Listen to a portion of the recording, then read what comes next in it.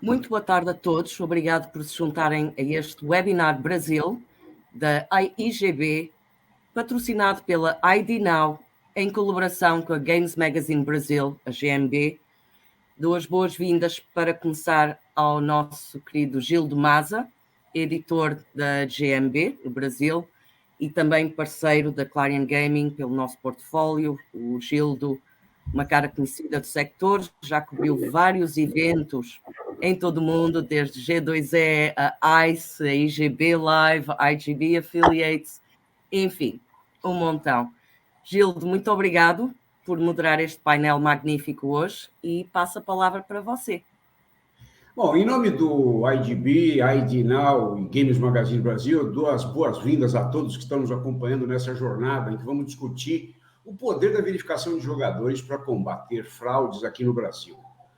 Aliás, o momento desse webinar é incrível, já que o projeto que regulamenta as apostas esportivas e o jogo online no Brasil foi aprovado na semana passada na Comissão de Assuntos Econômicos do Senado e nessa quarta-feira, amanhã, vai para debate e votação no plenário do Senado. Então, eu queria rapidamente apresentar os nossos palestrantes. Nós temos o Francisco Martins, diretor de vendas internacionais da ID Now, uma empresa global de verificação de identidade e ferramentas de onboarding, com mais de 900 clientes em todo o mundo. Nós temos também aqui conosco duas importantes casas de apostas esportivas que operam no Brasil. A Vai de Bob, com o seu diretor Thomas Carvalhais, é um profissional presente nos principais eventos de iGaming no mundo. E o Esportes da Sorte, um consagrado sportsbook brasileiro, representado pelo seu diretor de tecnologia da informação, Thiago Toscano. E por último, e não menos importante, temos ainda o nosso amigo Walter Delfraro Júnior, que é executivo de Relações Governamentais e Desenvolvimento de Negócios da GRI aqui no Brasil.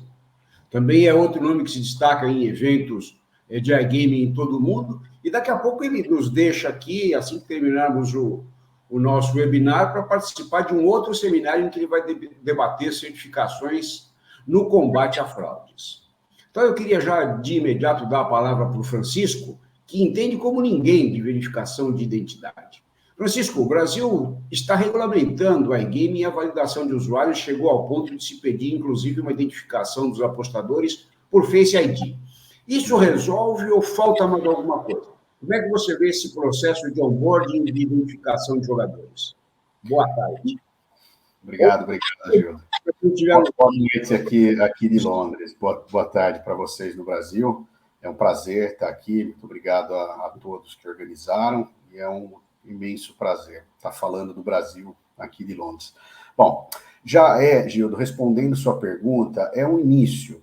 Verificar o documento, verificar a biometria, vai ajudar bastante. Já é uma etapa, né? É um pouco custoso, demora um pouquinho, cria um pouco de fricção, mas já é um começo, né? A gente que trabalha no setor de gaming aqui na Europa há quase 10 anos, sabe que a verificação ela tem que ser contínua, ela tem que ser sistemática, ela tem que ter várias outras etapas e também os standards, né, da legislação para que isso aconteça de maneira mais eficaz. Mas já está começando, é um ponto na direção certa.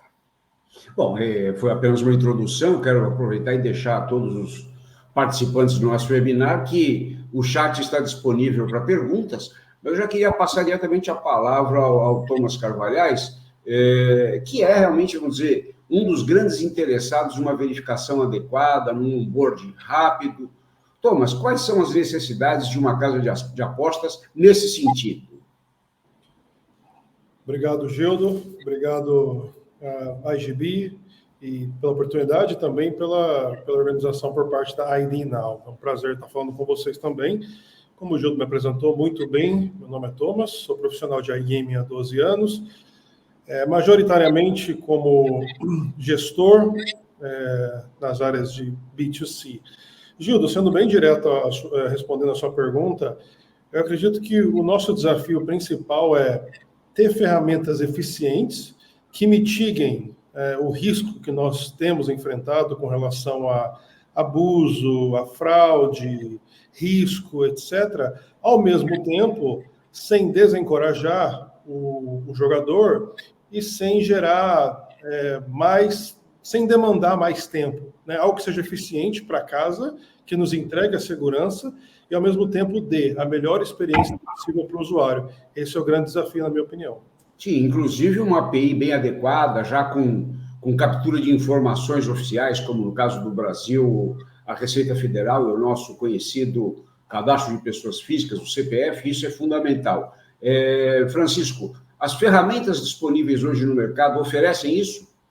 Oferecem, né? A gente da IDNOW, que a gente está investindo muito no mercado brasileiro. Só para quem não sabe, né? A gente é uma empresa alemã de Munique, na Bavária, desde 2014. Estamos, né, líder indisputável na Europa, no Reino Unido, e estamos ampliando nossos negócios no continente sul-americano, especialmente no Brasil. Então, esses kits para checar o documento remotamente, a biometria com o liveness, né, a prova de vida, e também todo aquele negócio que se faz a contrastação de dados, isso já existe no mundo bancário, no mundo das instituições financeiras há muito tempo. O que o regulamentador tem feito em todos os países é meio que trazido essas práticas do sistema das instituições financeiras para o mundo de gaming, né, de iGaming. E no Brasil não está sendo diferente. Então, a gente trabalha, né, com os regulamentadores na Europa, também estamos trabalhando com o regulamentador no Brasil, passando o famoso best practice. Então, a gente vai ver uma semelhança na questão dos módulos a serem usados, de verificação de documento, de buscar as informações do documento, o nome, a data de nascimento, contrastar com databases, né, com outros tipos de ferramenta, e também com o CPF, para saber se o sujeito está vivo, se é uma pessoa que deve, né, para fazer parte do jogo responsável.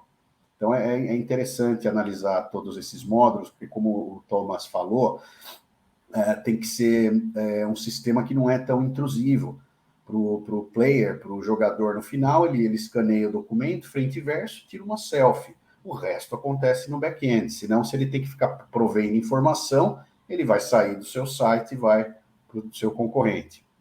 Então, é uma situação, o famoso balanço entre a possibilidade de fraude e a questão do compliance, da conformidade legal. Walter, e certificar processos como esse requer grande dedicação ou é um processo simples? Como certificar bem uma plataforma de identificação de jogadores para que ela entregue ao operador uma solução rápida e segura? Boa tarde a todos. Primeiramente, muito obrigado, Gildo, Liliane, e a todos os organizadores pelo convite em participar aqui. Falando um pouquinho só de mim, bem rápido, Gildo, eu tenho 19 anos de experiência na área de jogos. Eu comecei trabalhando para uma empresa que desenvolvia jogos, fui cliente da GLI, e há 2 anos a GLI, como o primeiro laboratório demonstrando a crença no mercado brasileiro, me contratou, acreditando que, tendo uma pessoa que fale a língua do Brasil, que entende a cultura, seria de muito proveito e seria muito mais ágil a gente avançar nesses pontos, né, aqui no Brasil. Respondendo à sua pergunta, qualquer processo de certificação é muito meticuloso. É necessário o envolvimento de especialistas de várias áreas e com grande capacidade. Este é um dos pontos que a gente, inclusive, sempre bate na tecla da necessidade de fazer o credenciamento de laboratórios quando o regulador vai começar todo um processo, porque mediante o processo de credenciamento de laboratórios, eles vão entender, eles vão conhecer e eles vão verificar como cada laboratório oferece o serviço, né, que tem que ser executado. Então, não somente a certificação de verificação de jogadores, mas qualquer uma das certificações é um processo, primeiramente, extremamente sigiloso, segundo, que tem que ser feito indo a fundo, né, verificando a fundo cada um dos requerimentos técnicos que foram definidos, validando que todos esses requerimentos técnicos são atendidos da melhor forma possível, né? Eu sempre digo, um processo de certificação, ele não tem o conceito de reprovação, ele é sempre orientado pelo laboratório para que o operador, para que o fornecedor de software, ele esteja compliance com cada um dos requerimentos. E não só isso, também a segurança do apostador, Francisco. A gente tem, por exemplo, a LGPD, a Lei Geral de Proteção de Dados. Quer dizer, o cliente final de uma casa de apostas tem de ser preservado, e é isso que vocês buscam também? Absolutamente. Esse é a mira, né, de tudo isso que a gente está falando, é a proteção do cidadão, né, da sua família, né? Você não quer que um pai de família que já está devedor entre num cassino e gaste o pouco que tem ou que não tem. Então, as regulamentações aqui na Europa, e o Brasil está indo na mesma situação. Você falou da Lei Geral de Proteção de Dados, que é muito parecida, se não uma cópia, vamos dizer, do famoso GDPR aqui na Europa. Então, eles buscam, né, esse tipo de legislação busca proteção, busca impedir menores de idade de jogar, busca impedir um pródigo, alguém que já gastou, que não tem.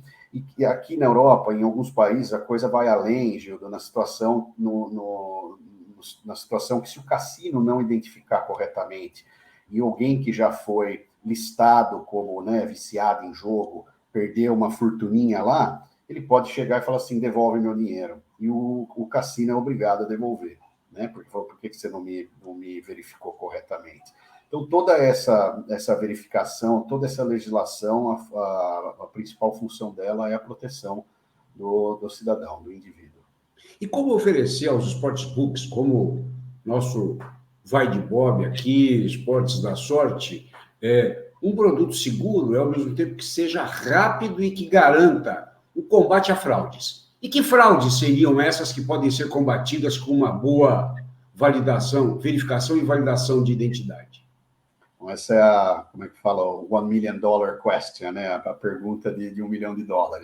Bom, que a empresa que vocês buscam, assim como o Walter claramente falou, ela tem que ser acreditada. Não pode, tem muita empresinha que faz tudo manualmente no back-end, né? E, na verdade, é um time que acabou de ser contratado, que vai checar documento. E muitas empresas no Brasil não fazem a documentoscopia, eles só capturam os dados do documento, como se você tivesse, né, digitado, e contrastam com os do banco, a database. Então, não dá para você fazer a identidade, aí você faz, na verdade, um histórico da atividade do sujeito. Então, a questão, que nem no caso da IDNOW, a gente foi a única empresa aqui na Europa que conseguiu um aporte do Banco de Desenvolvimento Econômico Europeu, exatamente porque a gente trabalha do compliance, da conformidade para a tecnologia. Muitas empresas vão direto para a tecnologia, gostam de falar de tecnologia, esquece o mais importante, a parte jurídica. Então, a parte jurídica, ela é extremamente importante para o operador estar em conformidade com a legislação e também para que não, né, a empresa de identidade não burle isso, porque muitos operadores, eles querem simplesmente ter o máximo de cliente possível, mas você não pode pular etapa. Então, muitas vezes ele fala assim, eu estou fazendo o módulo de documento, como? É só uma foto? Ou você está fazendo a documentoscopia, você está checando o security features, né, todas essas partes do documento. Então, você não pode pular, por isso que a regulamentação, a acreditação é uma parte primordial, importantíssima de tudo isso que a gente está falando. E, Thomas, qual é o ponto mais sensível nessa questão da verificação de usuário, no sentido de se combater fraudes contra o sportsbook? Então, o Brasil, vamos nos limitar a falar do Brasil aqui nessa pergunta, Gildo, eu vou te responder falando do Brasil. O que a gente tem de potencial, né, a nível de mercado, lucratividade, etc., infelizmente, para nosso próprio demérito, né, educacional, social, seja qual for, nós temos para abuso também, né, um potencial muito grande de abuso, de fraude. Sempre que eu abordo o tema fraude como um fator de risco para o nosso setor no Brasil, eu uso o exemplo do Pix, né, porque o Pix foi uma ferramenta bancária que revolucionou a vida dos brasileiros, para melhor. Hoje em dia, ninguém imagina a vida sem Pix. Se a gente pensar 7 anos atrás, que seja, ou até menos, a gente não usava Pix. Porém, o Pix ele veio para melhor, mas ele trouxe muitas brechas, né, das quais criminosos se aproveitam o tempo todo. Brechas seríssimas, né, de segurança, de sequestro, de crimes hediondos também relacionados à brecha que o Pix trouxe. Isso, trazendo para a nossa realidade, nos mostra como que nós, operadores, temos que estar prontos também para essas novas tecnologias que vêm, para o potencial que o Brasil tem, né, como um mercado de apostas, mas também esse potencial ele não vai vir como um mar de rosas, ele vai vir cheio de espinhos, que a gente tem que saber retirar também. Um outro exemplo aqui, Gildo, eu sempre digo, né, na minha experiência gestionando casos de aposta esportiva e cassinos online no Brasil e fora do Brasil também, que, na minha perspectiva, um jogador VIP, um VIP e um abusador, quando eles entram pela porta do seu cassino, quando eles abrem uma conta no seu sportsbook, fazem o depósito, o comportamento deles é idêntico. É difícil você saber quem é quem antes de fato, eles demonstrarem as intenções. Por quê? O comportamento de depósito é parecido, o comportamento de jogo é parecido. Você vai começar a ver brechas de abuso, isso se você não tem essa questão da identidade verificada antes, né, que o Francisco está colocando. Mas a gente não tinha isso até algum tempo atrás. Era literalmente ferramentas que verificavam o formato e o tamanho de um número. Ok, parece um CPF verdadeiro? Ok, está aprovado, green light. Aí, um pouco mais abaixo, né, down the line, descobria que de fato não era um VIP, que esse jogador que depositou R$500 mil fez um chargeback de R$500 mil, além de nos dar um prejuízo gigante, né, a gente tem que devolver o dinheiro, a gente tem que pagar o processador, né, porque o processador cobra em cima da transação, independente se você ficou com dinheiro ou não. A gente ainda tem a conta, o merchant account, no caso, quando é feito com cartão de crédito, que era a realidade mais forte alguns anos atrás, você ainda tem a sua conta blacklisted. Né? Você pode perder a sua merchant account, porque um abusador que parecia um VIP decidiu entrar no seu site e você não tinha as ferramentas necessárias para mitigar isso. Então, é importantíssimo. Ou seja, Francisco, conhecer o seu cliente, know your customer, know your client, é fundamental e é vital para uma sobrevivência harmônica entre a casa de apostas e, obviamente, o seu usuário final. Né? Absolutamente. A questão principal, Gildo, é o que o Walter tinha comentado e o Thomas deu uma passada em cima. Vamos supor, agora, sem legislação, né, o pessoal já está usando os kits, né, de software para identificação no Brasil. A legislação está vindo, por que eles estão usando, se não estão pedindo? Para evitar fraude, né, para evitar abuso de bônus, para evitar vários tipos de situações que pode custar muito na questão do pagamento, do chargeback, se você é melhor, às vezes sai menos custoso você antecipar certas coisas que a legislação ainda não veio. Mas quando vier a legislação, o interessante é achar o balanço. Porque para abrir a conta, você não pode fazer um sistema muito stringente, que peça muita coisa, até a própria biometria, você sabe que você pode regular, né? Você pode deixá-la mais solta ou mais apurada, e às vezes nem você passa no seu próprio rosto de 2 meses atrás, dependendo da situação, da condição de luz.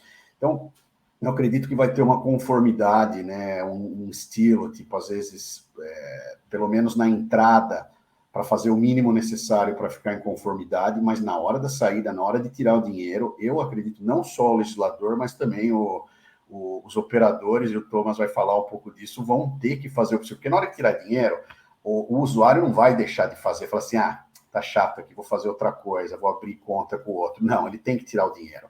Então, você pode pôr fricção.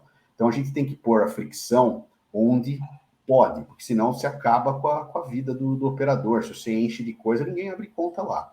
Né? Você faz um processo desse tamanho e tanto vocês todos, como o pessoal que está ouvindo, sabe como é difícil, às vezes, abrir conta em determinada fintech, determinado banco e outros mais fáceis. Então, o que a gente fala aqui, a IDNOW falando, com toda a nossa experiência na Europa, né, que vem de anos, vamos facilitar a entrada, não tanto, mas o mínimo necessário para a gente poder fazer um cheque robusto no final, na hora da retirada. Bom, você falou em entes reguladores, estamos falando em conformidade. Para chegar a um produto final, vocês devem ter contatos obviamente, com as principais entidades regulamentadoras do mundo. São muito diferentes ou são muito parecidas as exigências de cada órgão?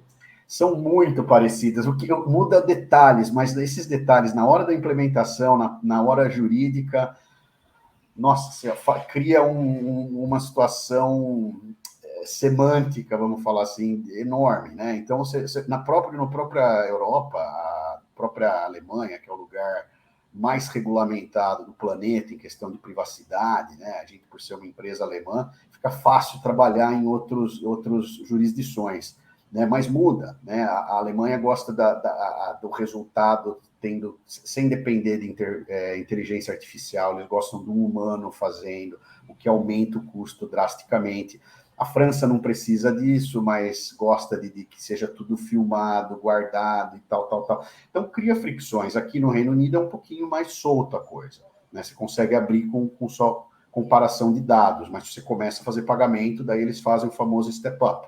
Aí você tem que checar isso, checar aquilo. Eles deixam entrar, depois vai fazendo. Na Europa continental já começa forte desde o começo. Eu sinto que o Brasil vai ser um misto desses dois modelos, mas que vai ser um sistema que, lógico, não podemos prejudicar o business, vai ser um sistema que vai facilitar, pelo menos, a entrada em algumas situações, mas na hora da retirada, questão de anti-lavagem de dinheiro, anti-financiamento de terrorismo, todas essas coisas que a gente luta contra, prendendo esses sistemas, eu acho que vai ser primordial que o regulamentador enforce certas medidas para que a sociedade esteja protegida.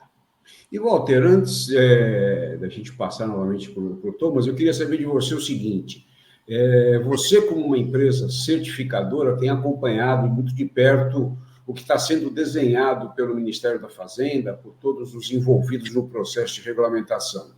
Eles estão seguindo caminhos adequados do ponto de vista de certificação das empresas de apostas esportivas, das empresas de verificação e validação de identidade, e aí vamos entrar daqui a pouco também na questão das empresas de métodos de pagamento. Bem, Gildo, você sabe que o nosso papel é sempre de orientação, né? Então, a gente como uma empresa que tem experiência em todas as jurisdições onde o jogo regulamentado, a GLI é o único laboratório que está presente em todas essas jurisdições.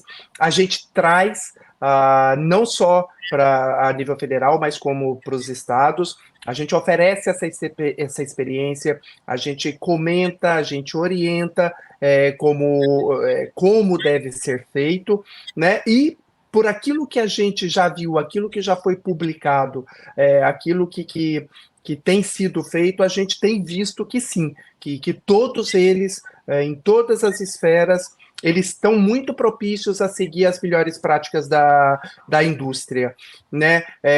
A gente vê que os reguladores estão procurando definir medidas de fiscalizações, definir bem os requisitos técnicos, eles estão seguindo os padrões GLI, que é o padrão que é adotado em todas essas jurisdições. Claro que cada jurisdição tem seus requerimentos específicos, né? A gente pode citar um exemplo aqui no Brasil, por exemplo, muito certamente vão pedir que seja validado um CPF, né? Que seja verificado se o CPF é de uma pessoa maior de idade, né? Então a gente entende que sim, que a gente sente essa vontade deles de entender quais são as melhores práticas, a gente sente uma abertura muito grande para ouvir, e eu acredito que não somente a gente que leva essas informações, mas as empresas que buscam eles para poder oferecer qualquer solução, a gente sente que sim. E eu sempre digo que eu sou muito otimista, eu tenho certeza que o que vem pode não ser o melhor, mas vem muito bom. A gente vai começar muito bem, eu acredito. Bom, nós falamos de tecnologia, né? Na verdade, já há algum tempo, nós passamos pelos principais aeroportos internacionais e somos identificados por nossa face. Nós temos os nossos passaportes que não ganham mais aqueles tradicionais carimbos, que eram um orgulho para a gente mostrar. Eu tenho 47 carimbos. não cabe mais carimbo no meu passaporte, preciso tirar uma segunda via. E nós temos agora, inclusive, a utilização já da identificação do Face ID também em alguns estádios de futebol no Brasil.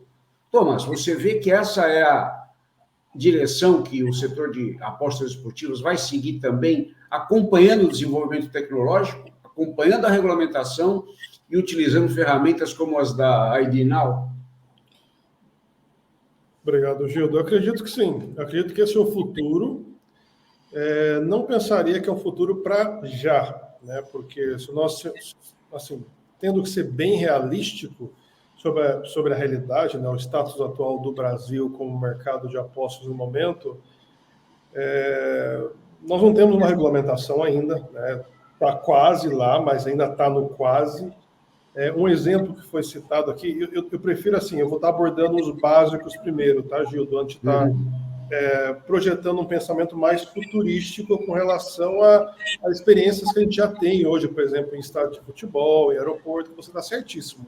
Para mim, se nós já tivéssemos todos os pilares fundamentais, como uma boa regulamentação, né, um laboratório como a GLI, por exemplo, já endossando, né, a certificação por parte das plataformas, seria incrível se nós tivéssemos todos esses pilares somados a inovações como essa que você bem colocou. Porém, até onde eu saiba, e eu deixo aqui o Walter para me corrigir a qualquer momento, em toda essa conversa de regulamentação que está acontecendo no Brasil, regulamentação de aposta esportiva e jogo de cassino, não tem nenhuma indicação clara, ou não houve nenhuma indicação sobre certificação de plataformas ainda.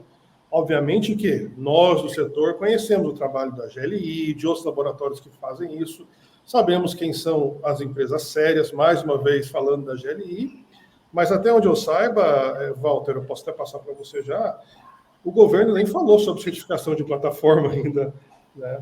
Se eu não me engano. Porque, na verdade, Thomas, e eu acho que isso não acontece somente aqui no Brasil, mas em todo o mundo, a parte de regulamentação, de certificação, ela tem que ser uma parte viva, né? Ela tem que se adaptar, porque a gente está falando de tecnologia, e tecnologia muda todo dia. Né? Hoje a gente conseguiu desenvolver um método de certificação de uma nova tecnologia, amanhã já tem uma nova versão, amanhã já tem um novo processo. E no momento onde a gente está aqui no Brasil, estão se definindo as coisas que vão na lei, que vão naquilo que raramente vai modificar. Então, eu acredito que isso vai vir pronto, assim que passar esse processo de validação de aprovação do PL, né, e tudo mais, virão através de portarias, muito provavelmente, mesmo os estados, alguns estados como Paraná, Rio de Janeiro, Paraíba, que já soltaram os seus editais, eles ainda não soltaram os requerimentos técnicos que eles vão exigir para uma certificação. Eles estão sempre pedindo que hoje, né, que os operadores apresentam um certificado, mas não o que é voltado para a necessidade daquela jurisdição. Então, eu acredito que num futuro próximo, isso vai ser também divulgado, vai ser também publicado, né, o que é realmente necessário.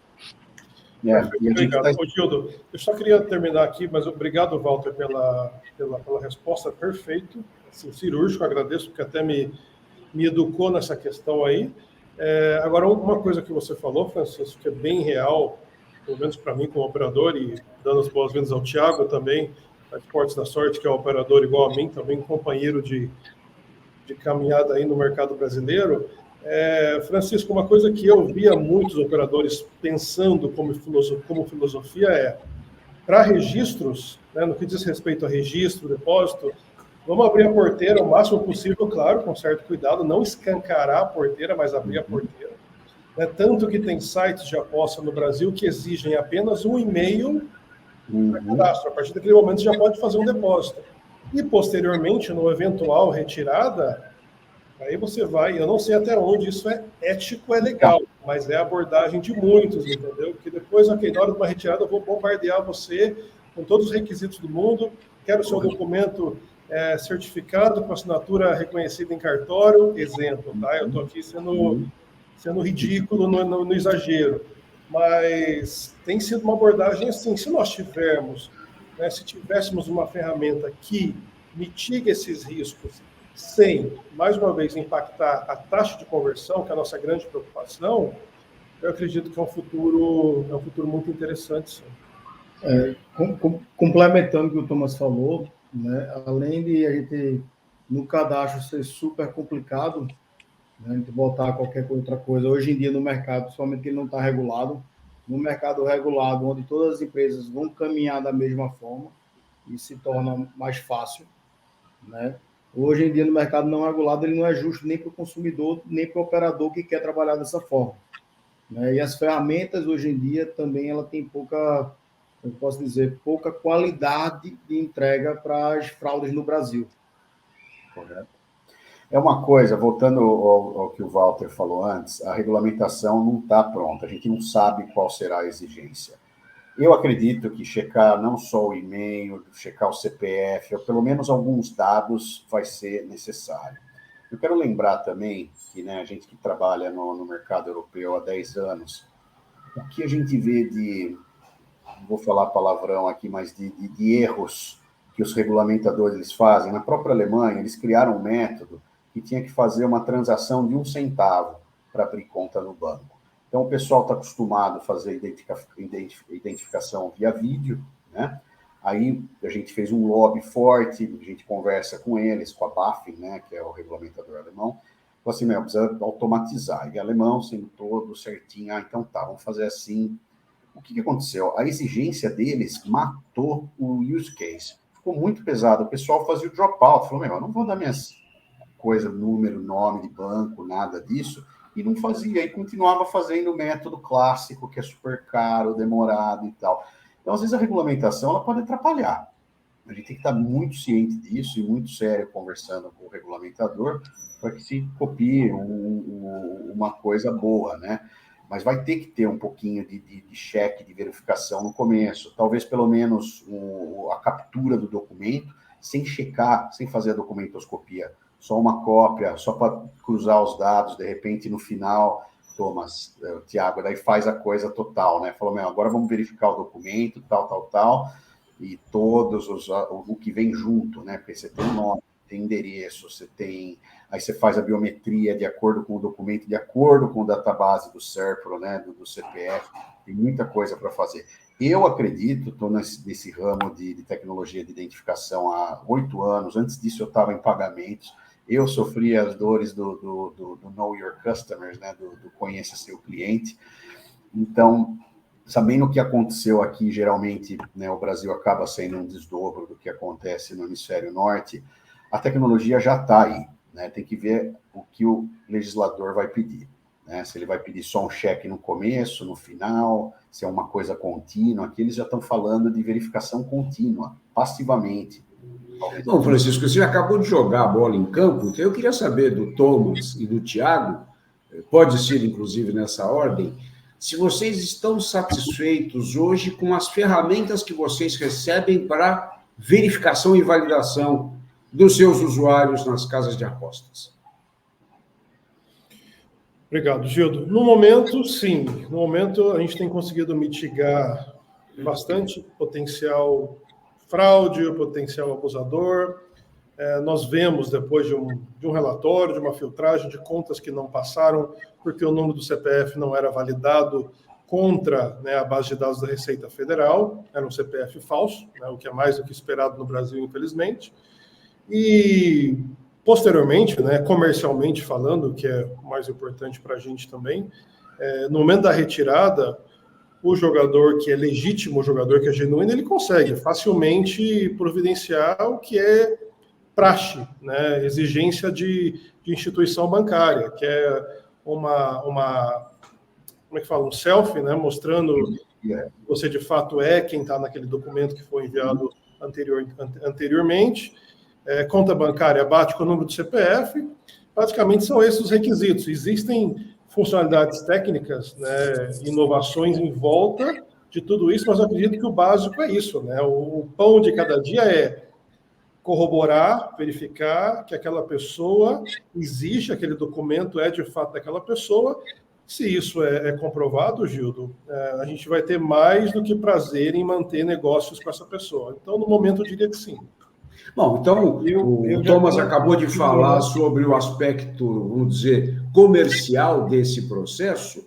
E do ponto de vista tecnológico, Tiago, as casas de apostas estão, vamos dizer, satisfeitas com as ferramentas que vêm recebendo de empresas como a IDNOW? Veja só, como prevenção de fraude de documento, sim. Porém, é muito raso isso no Brasil. Por quê?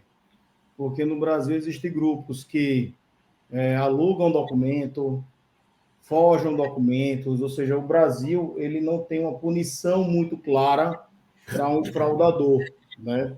Ou seja, nós como operadores estamos eu estou encabeçando um projeto, né, junto com o parceiro da gente, para a gente criar uma ferramenta onde ele identifique um possível fraudador antes dele fazer a fraude. Não só de documento, porque de documento eu me protejo legalmente, eu protejo a pessoa legalmente, mas eu proteger o ecossistema de um abusador de bônus, de um abusador de fraude, né? Alguém que faz clonagem de conta, alguém que faz bancos de terceiros, porque existe todo tipo de fraude. Existe até, hoje em dia, estão usando a casa de aposta como uma blindagem para fazer transações erradas, de pegar o documento, um exemplo do Thomas, abrir uma linha de crédito, usar uma casa de aposta, sacar para essa conta do Thomas, e o Thomas nem soube que isso aconteceu. Por mais que eu faça a validação do documento e etc., no Brasil já tem grupo que bota a cara do cara no manequim, passa por alguns métodos, né? Ou seja, ele tem um poder de fazer artimanha do brasileiro é muito forte. A gente precisa sempre estar se protegendo o ecossistema, o método de pagamento, o KIC, o operador tem que dar informações para um sistema único fazer essa proteção, essa blindagem do ecossistema. Bom, Francisco, a gente vê esse aspecto e o Know Your Customer, Know Your Client é fundamental, e já tem gente nos perguntando sobre essas ferramentas. Eu queria que você comentasse rapidamente com a gente como é que está esse processo de integração desse tipo de serviço, de identificar, de verificar, de validar um usuário, especialmente do ponto de vista de se aproximar das empresas de métodos de pagamento, que também são um foco muito presente na tentativa de fraudes. Quando a gente fala em fraude, Gildo, assim como o Tiago demonstrou, né, tem a fraude de documento. O Brasil tem documento de papel. É muito difícil para o software, né, ver um documento velho, já batido, depende da condição de luz. O provedor de identidade não controla o front-end, o aparelho celular das pessoas, nem vocês, operadores, tem muita coisa. Então, antes de começar o Know Your Customers, né, o flow do conheça seu cliente, você já pode pegar sinal do celular, aquele celular é linkado, conectado com outra identidade, aquele e-mail só apareceu ontem. Quem que é esse e-mail? Esse celular já trocou o chip, né, o SIM card. Tem muitos dados que você consegue antes. Aí você pode deixar a pessoa fazer o flow, mas se tiver alguma coisa, você já tem mais dados para corroborar. Falou, já não tinha coisa que batia. Porque o documento é muito fácil de falsificar, mesmo aqui na Europa, que tem os sistemas de segurança, que às vezes tem chip, né? Que nem o Tiago falou, né? Que o pessoal faz máscara. Todos os sistemas de liveness de 2 anos atrás, as máscaras iriam passar. E muitas empresas não fizeram um update, né? O nosso, obviamente, a gente deixa todo mundo testar, né? Todos os regulamentadores, os novos kits, você não consegue passar com uma máscara, né? Ele vai verificar, ele não vai ver o poro, ele vai ver quando tem várias situações, capacidades no software que não deixa uma máscara, né? Que é o anti-mask attack. Mas, às vezes, você está usando uma tecnologia que, nesse ponto, só para você ver, só na biometria, você tem a captura, você tem o liveness, você tem o selfie, você tem várias coisas. Se uma coisa não estiver legal, pode abrir os portões da fraude. E, Thomas e Tiago, para falar um pouquinho mais de Know Your Customer, o que vocês, enquanto casas de apostas, têm feito nesse sentido? Tiago, você primeiro agora do ponto de vista tecnológico. Além da gente estar encabeçando esse projeto, da gente pegar indicadores do cliente, né? A gente internamente já faz muito isso, né, de um cliente com fraude, ele tem uma tendência a fazer algumas operações, a gente mapeia internamente, mas é algo ainda muito doloroso e muito custoso para o operador, né, porque o ecossistema inteiro não está se comunicando. Né? Eu acho que a maior necessidade hoje em dia é ter um parceiro que se comunique com todo o ecossistema. Então, a sua vez agora. Também vale a mesma pergunta do ponto de vista técnico e comercial. E a nível financeiro, que eu acho importante também, Gildo, que você cobriu, existe a preocupação nossa com operadores de não estar fazendo lavagem de dinheiro, né? O branqueamento de fundos, como dizem, né, em espanhol, eu acho até mais bonito do que lavagem de dinheiro. Branqueamento de fundos soa melhor para mim. Enfim, KYC, o que é um processo KYC para a gente? Basicamente que a pessoa que se diz chamar Walter Delfraro Júnior, ele me mande essa documentação fornecida pelos órgãos competentes federais, que comprove que ele é essa pessoa, que o número do CPF dele seja, de fato, matriculado na Receita Federal com o número que ele falou que é. Esse é o básico dos básicos, é a tarefa básica. Agora, PSP, né, método de pagamento, também tem uma responsabilidade, basicamente, o risco recai sobre eles, né, na questão de processamento.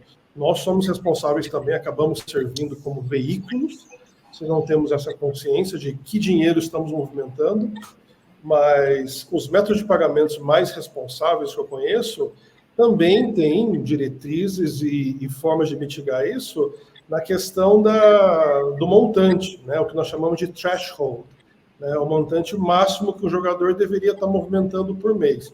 Qualquer jogador, Gildo, e levando em conta a realidade brasileira, né, onde o salário mínimo não é o melhor, e levando em conta que uma pequeníssima parcela da população brasileira teria condições de depositar, digamos aí, 100 mil euros por mês. Obviamente, existem jogadores que têm condição de fazer isso.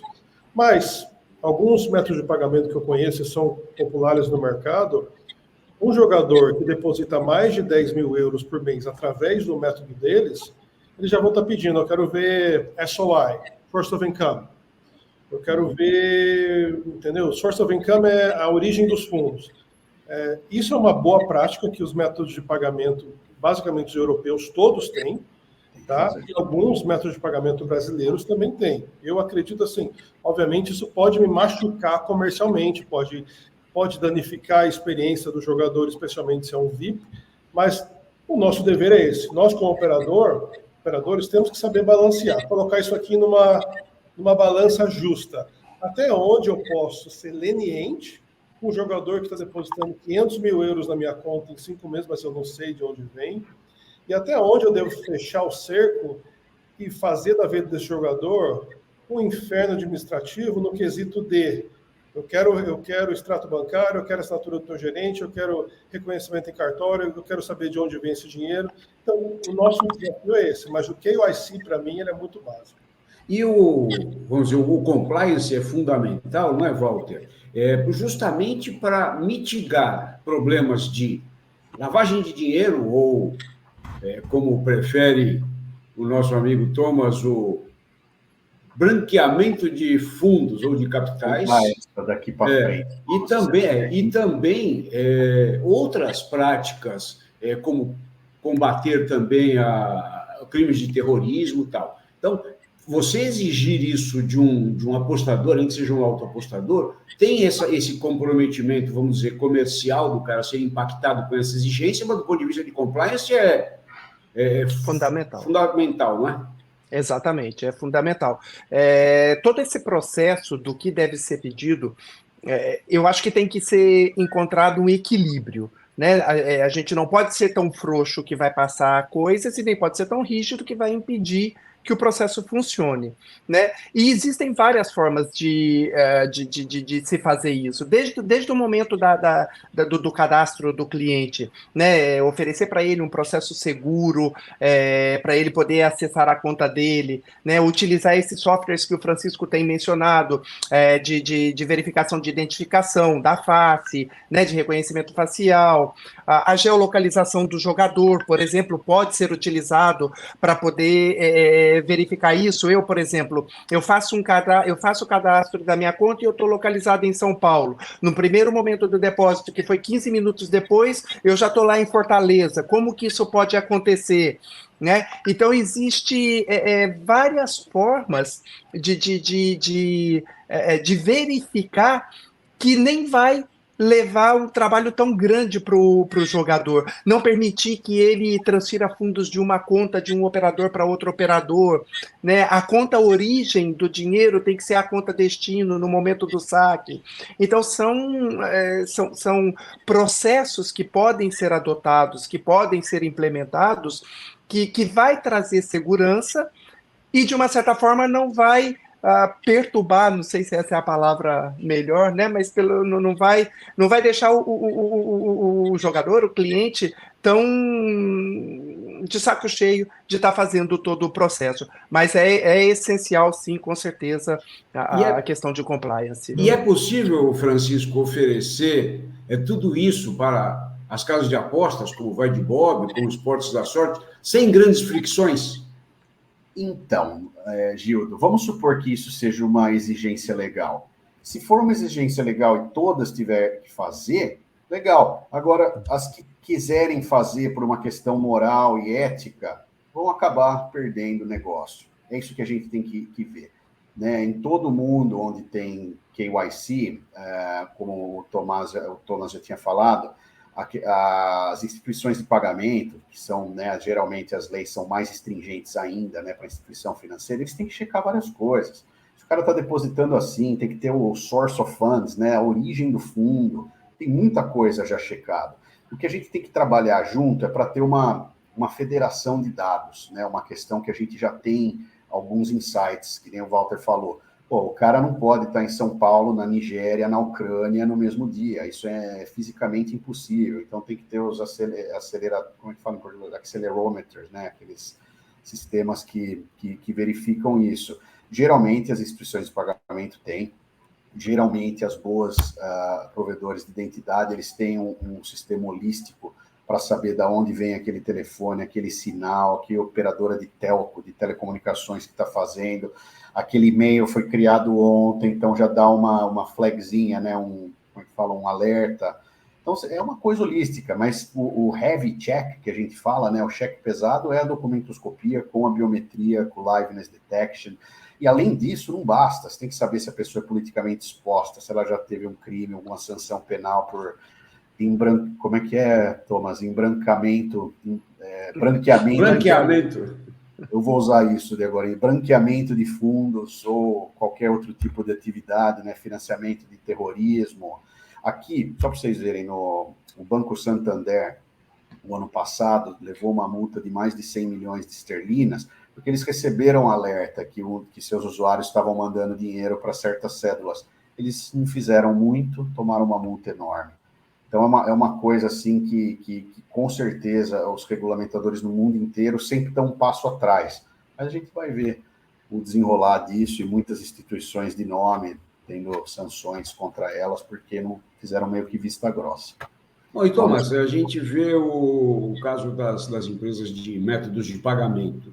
Eles já são, para vocês, um bom filtro dessa questão de validação de usuário, né?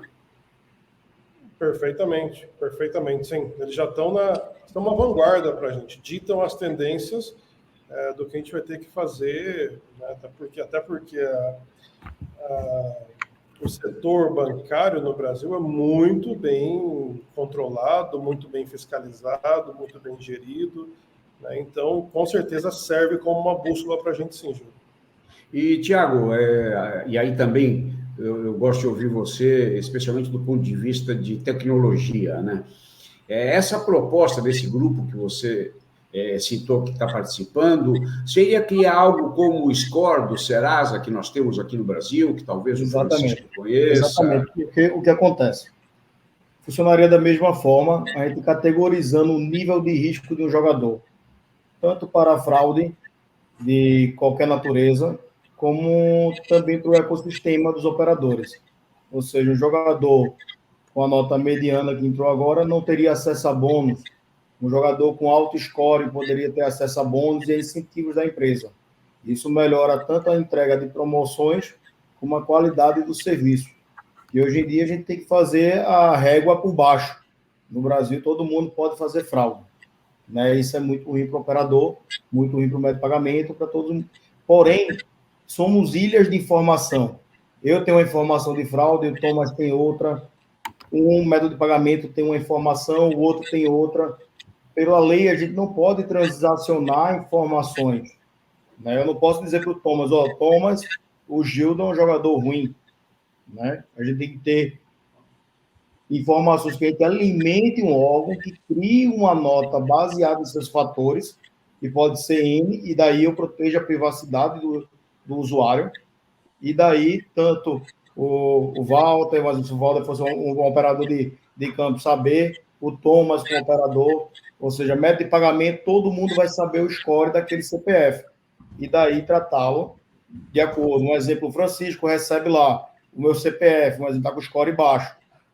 Está tudo certo minha documentação, mas ele vai poder exigir um nível a mais. Ó, esse CPF aí já veio alguma coisa estranha. Vamos avaliar mais profundo.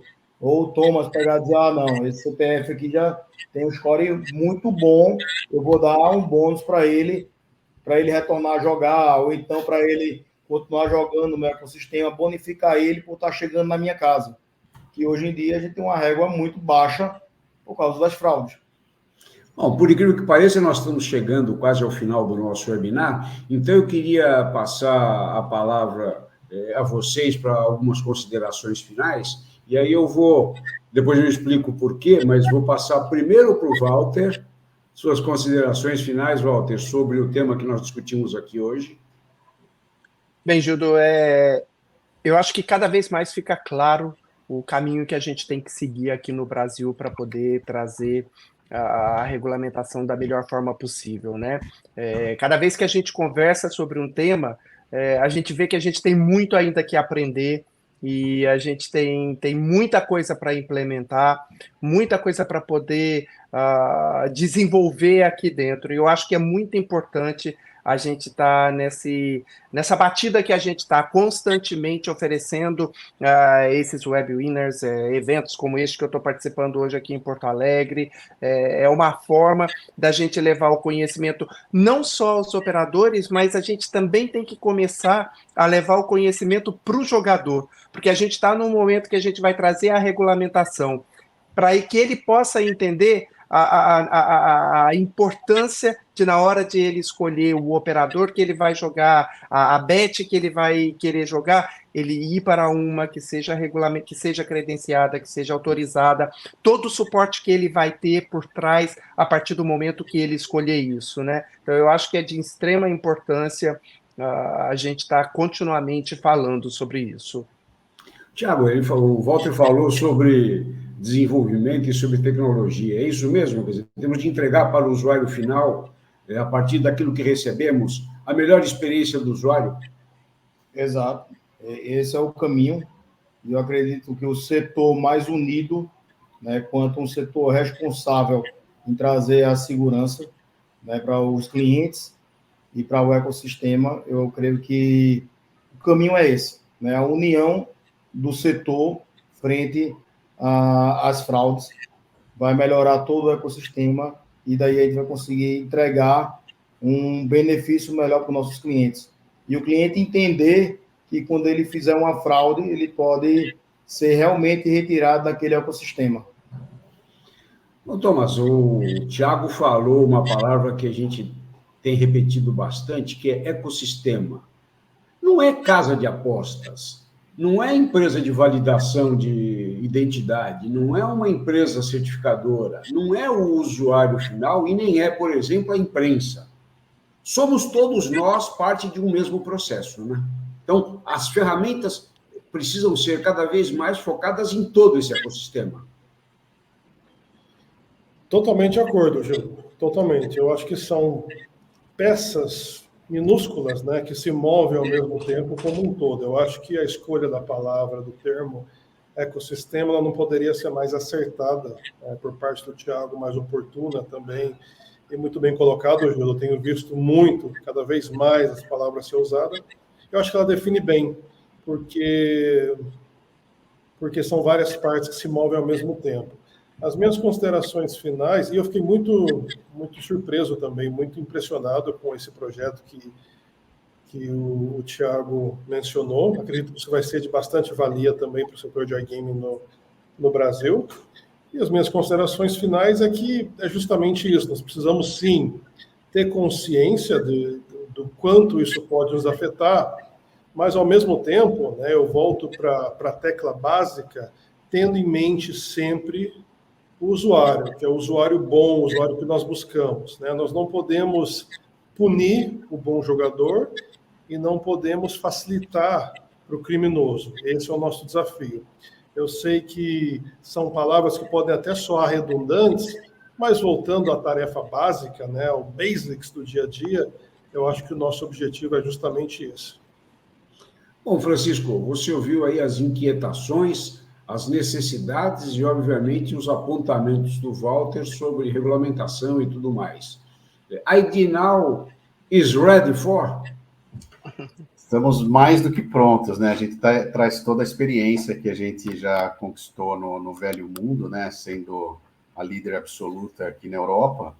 Mas a gente não está indo para o Brasil com essa mentalidade, vamos ensinar vocês como fazem, o pessoal não faz direito, são empresas novas, não é isso. O que a gente quer? A gente quer otimizar. A gente quer otimizar o que os operadores já têm feito. Muitas vezes a gente não substitui, a gente agrega, a gente adiciona alguns kits novos. E quando o Thiago fala de ecossistema, eu gosto muito, porque eu participo de uns painéis que falam de identidades reusáveis, porque tudo isso que a gente está falando do KYC é bonito, é novo no Brasil, mas não é tanto. Cada operador é muito custoso para ele fazer o seu processo. Por que não ter uma wallet, uma carteira do próprio end user, né, do próprio player, que ele consiga se identificar já com dados pré-validados. Aí vem o que o Thiago falou da questão do ecossistema, né? Em vários países já estão tendo federações de vários... O próprio legislador europeu já previu isso, né? De ter os issuers, os verifiers, trazer várias entidades para criar esse ecossistema. O Brasil vai demorar um pouco mais, mas vai acontecer, porque é uma coisa que não tem como, não dá para você lutar contra a fraude sozinho. Você precisa, tanto aqui na ID Now, a gente trabalha com vários parceiros, que cada um é especialista numa coisa. E estamos aí para isso, né? Para providenciar uma plataforma onde nossos clientes consigam pegar vários elementos de identidade, não só o que a gente faz, mas também várias outras coisas na questão de análise de risco, como é que chama? A geolocalização, tem muita coisa que não é que a gente faz, mas a gente agrega. E prover esse serviço via uma plataforma. E está dando certo, já estamos crescendo, temos um monte de clientes, estamos contratando no Brasil. E eu estou muito feliz por estar trabalhando no meu país de origem. Até ganho umas viagens grátis para ver mamãe.